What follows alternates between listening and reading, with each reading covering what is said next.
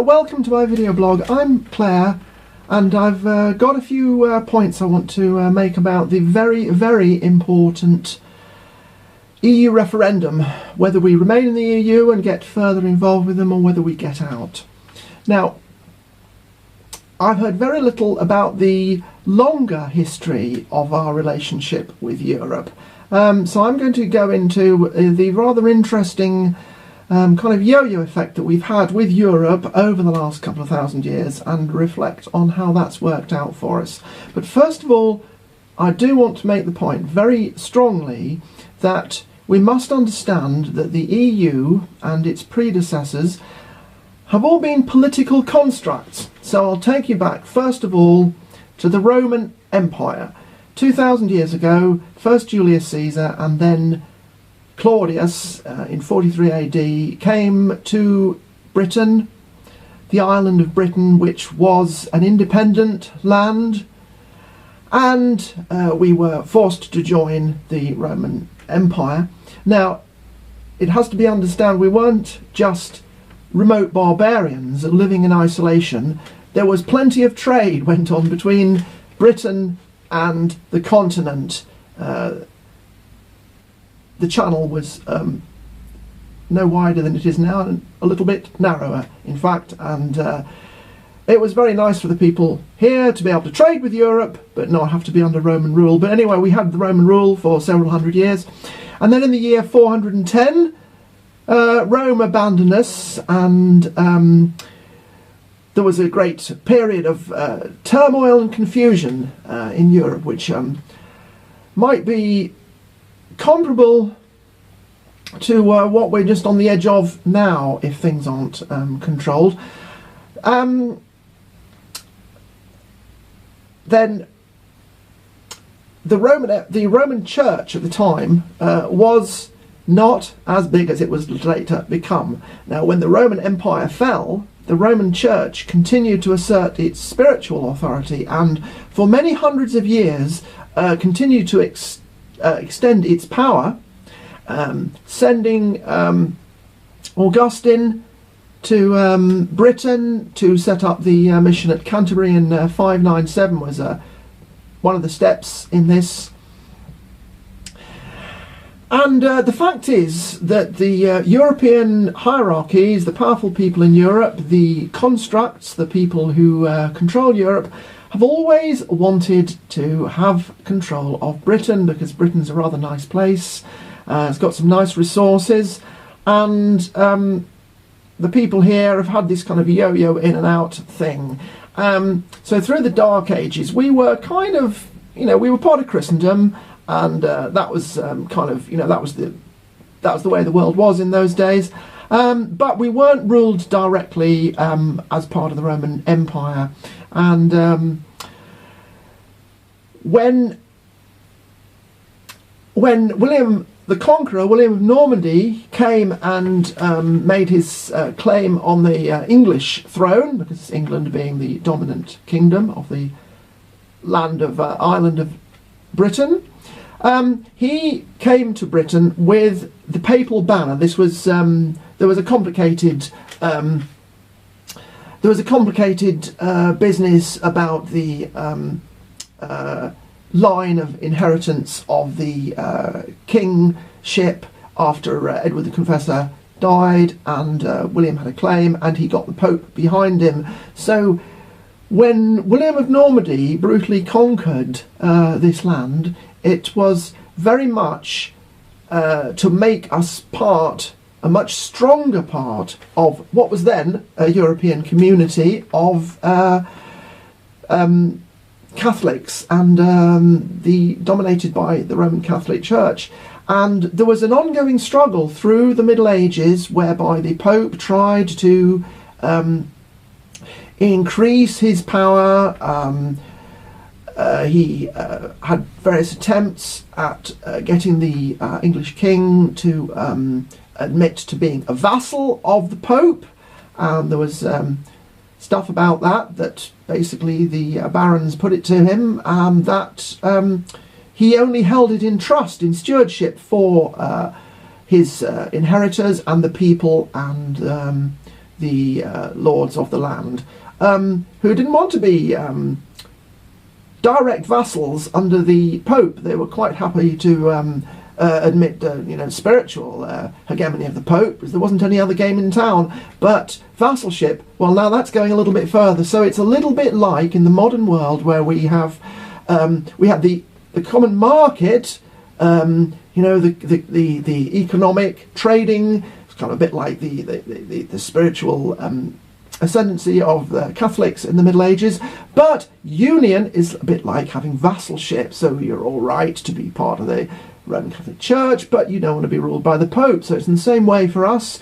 We didn't mind, a lot of us, being in the economic community, but now it's moving to this stage of rulership from EU and the dissolution of sovereignty that will come with it if we stay in. So now this was anyway, the strength of the Roman Catholic Church maintained itself. So even though it was able to keep its foot on the neck of the German emperor, the successor to Charlemagne, Henry the Fowler and Frederick II, people like that, fortunately, England, being situated on the island of Britain, we were not subject to the domination by the Roman Church in the Middle Ages. However, of course, then you come to Henry VIII.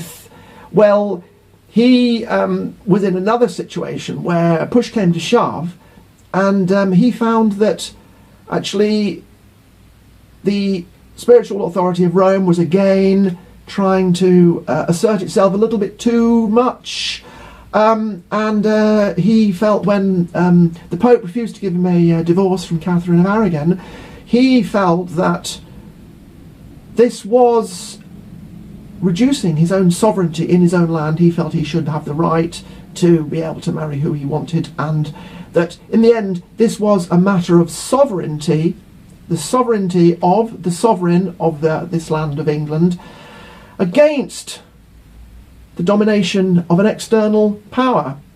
And really this is what it all came down to. This is why the break happened with Rome.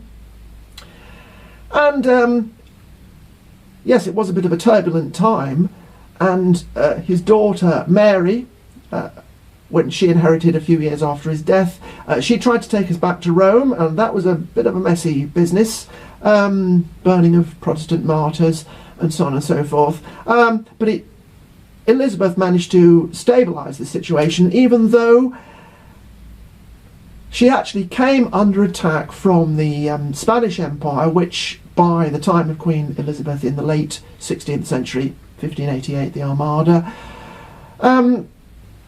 Spain was the hand, the imperial hand of the papacy, and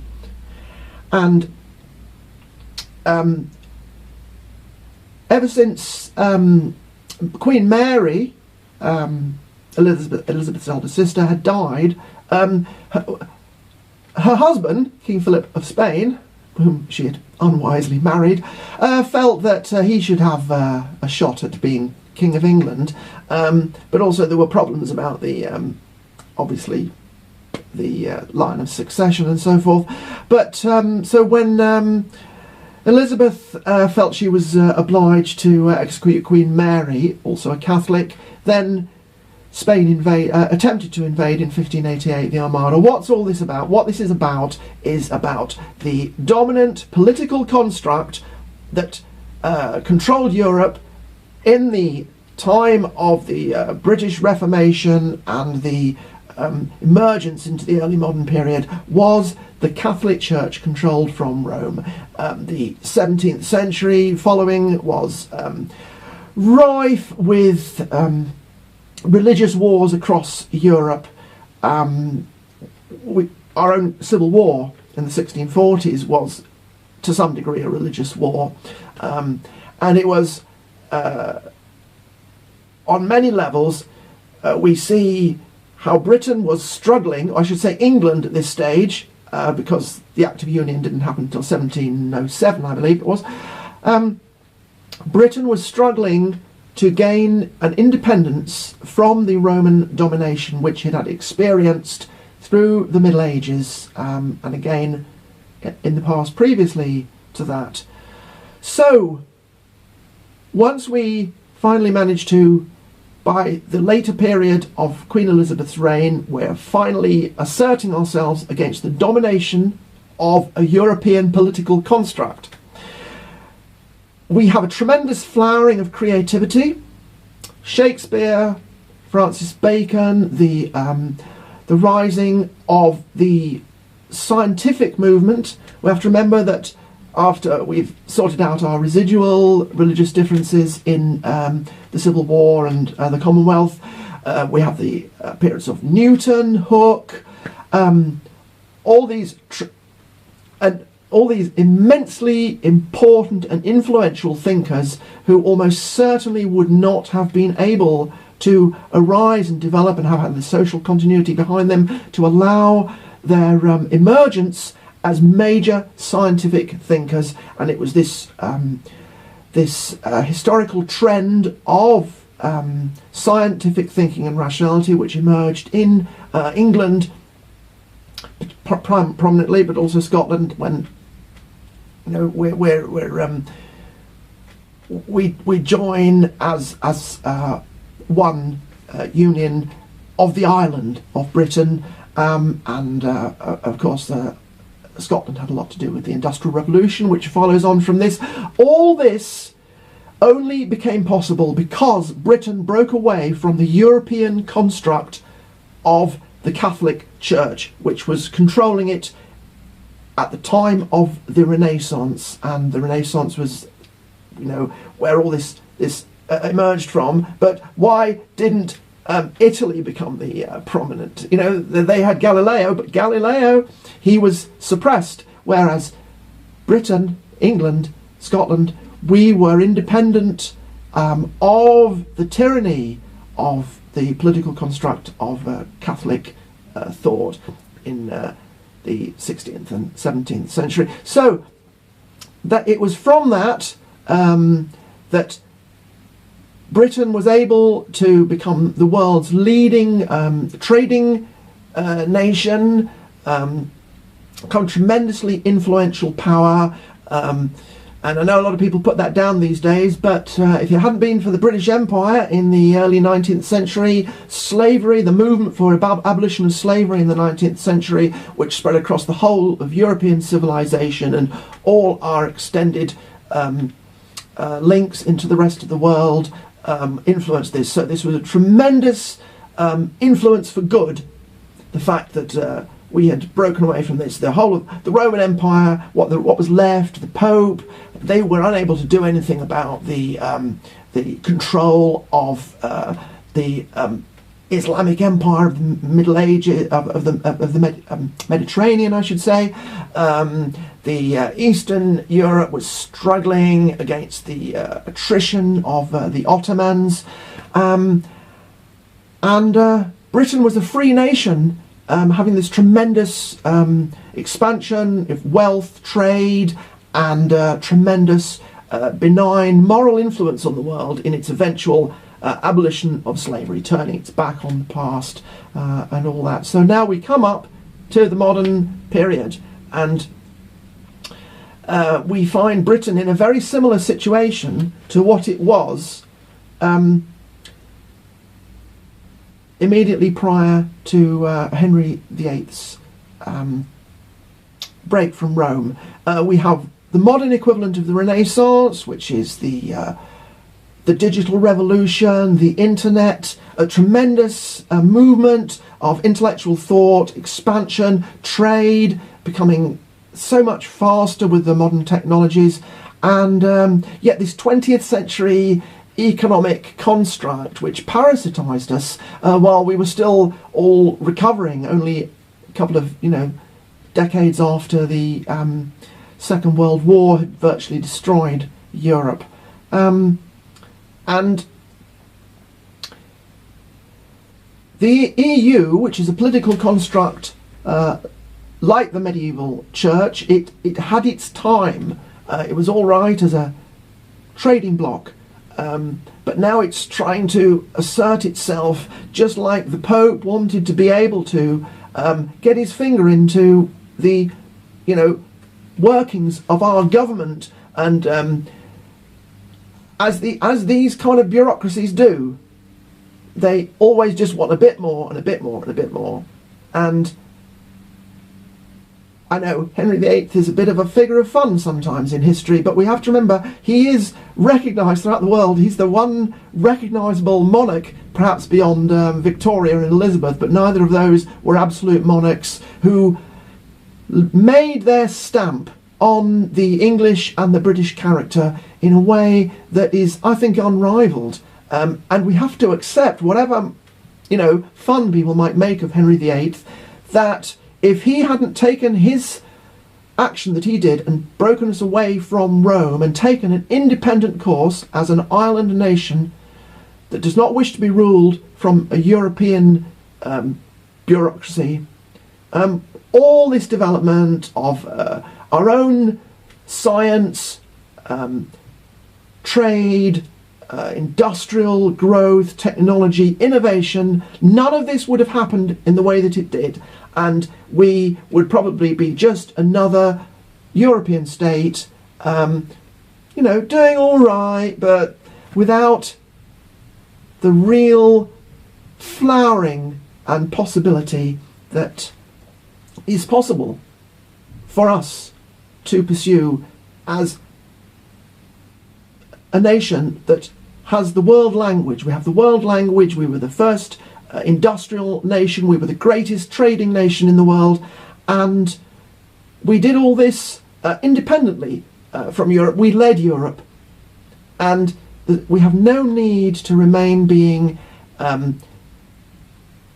just subservient to this European construct, which is just another attempt at an empire, when empires never are not successful unless they recognise the local interests of the people and let them run their own affairs, and we're not getting that. As John Cleese said, I would vote for the EU if it was reformable, but I don't think it is, so I shall have to get out. And this is the whole situation that we have had, the long history of England and Britain with Europe, the Roman Empire, the Roman Catholic Church.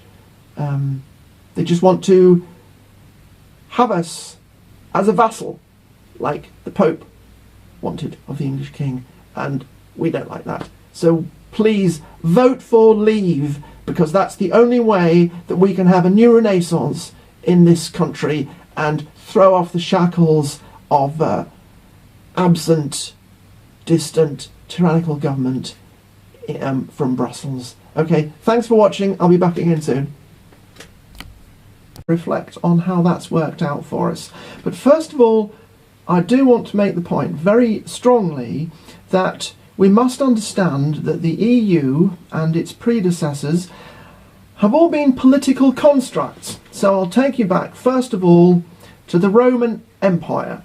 2,000 years ago, first Julius Caesar and then Claudius in 43 AD came to Britain, the island of Britain, which was an independent land, because it was later become. Now, when the Roman Empire fell, the Roman Church continued to assert its spiritual authority, and for many hundreds of years continued to extend its power, sending Augustine to Britain to set up the mission at Canterbury in 597 was one of the steps in this. And the fact is that the European 100 years, and then in the year 410 Rome abandoned us, and there was a great period of turmoil and confusion in Europe, which might be comparable to what we're just on the edge of now if things aren't controlled. Then the Roman Church at the time was not as big, and we were forced to join the Roman Empire. Now, it has to be understood, we weren't just remote barbarians living in isolation. There was plenty of trade went on between Britain and the continent. The channel was no wider than it is now, and a little bit narrower in fact, and it was very nice for the people here to be able to trade with Europe but not have to be under Roman rule. But anyway, we had the Roman rule for several... Hello, welcome to my video blog. I'm Claire, and I've got a few points I want to make about the very, very important EU referendum, whether we remain in the EU and get further involved with them or whether we get out. Now, I've heard very little about the longer history of our relationship with Europe. So I'm going to go into the rather interesting kind of yo-yo effect that we've had with Europe over the last couple of thousand years. And